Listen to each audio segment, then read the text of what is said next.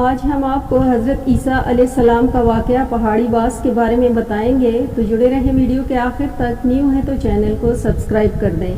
ایک ایسی نصیحت کا نام ہے پہاڑی باز جو یسوع مسیح نے گلیل کی ایک جھیل کے کنارے واقع ایک پہاڑی پر دیا تھا، جو بعد میں بہت مشہور ہوا۔ اس واعظ کو اخلاقی تعلیمات کا شاندار نمونہ مانا گیا۔ اس میں دین کی اصل یعنی اخلاقیات کو جس حسن و فراست سے بیان کیا گیا، شاید ہی تمام الہامی لٹریچر میں اس کی مثال ملتی ہو۔ اس واعظ کا مقصد انسانی شعور میں بیداری پیدا کرنا ہے، تادیب نفس، ہمدردی اور انصاف جیسی اعلیٰ اقدار کو اجاگر کرنا تھا۔ یہ پوری انجیل کا نچوڑ ہے۔ اس واعظ میں جو تعلیمات بیان کی گئی ہیں وہ یہ ہیں۔ واعظ کے کچھ ابتدائی الفاظ اس طرح سے ہیں کہ مبارک ہیں وہ لوگ جو دل کے غریب ہیں، کیونکہ آسمانی بادشاہت انہی کے لیے ہے۔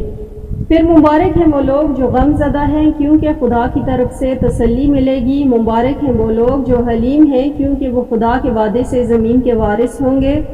مبارک ہیں وہ لوگ جو راست باز بھوکے اور پیاسے ہیں، کیونکہ خدا ان کو آسودہ اور خوشحالی دے گا۔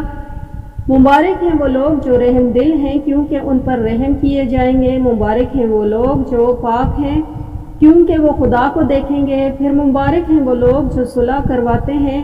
مبارک ہیں وہ لوگ جو راست بازی کرنے کے سبب ستائے گئے، کیونکہ آسمانی بادشاہت انہی کے لیے ہوگی۔ لوگ میری پیروی کرنے کی وجہ سے تمہارا مذاق اڑائیں گے اور ظلم و زیادتی کریں گے اور تم پر غلط اور جھوٹی باتوں کے الزام لگائیں گے، تو تم قابل مبارک ہو۔ خوش کرنا، شادمان ہونا، اس کے لیے جنت میں تم اس کا بڑا بدلہ پاؤ گے، کیونکہ تم سے پہلے گزرے ہوئے نبیوں کے ساتھ بھی لوگ ایسا ہی سلوک کرتے تھے۔ یہ واعظ مسیح کی تعلیمات کا ایک مکمل مجموعہ ہے، جس کا ذکر انجیل 5ویں، 6 اور 7ویں باب میں موجود ہے۔ آج جب مذہب محض چند ظاہری رسوم و تہوار کا مجموعہ بن کر رہ گئے، اس واعظ کا پرچار ہماری زندگی میں اس کے ساتھ ایک زندہ تعلق نہایت اہمیت رکھتا ہے، اور یہ پوری انجیل کا نچوڑ مسیح کے مستند اقوال اور بلا شبہ وہ نور ہے جس کی طرف قرآن ہمیں بلاتا ہے۔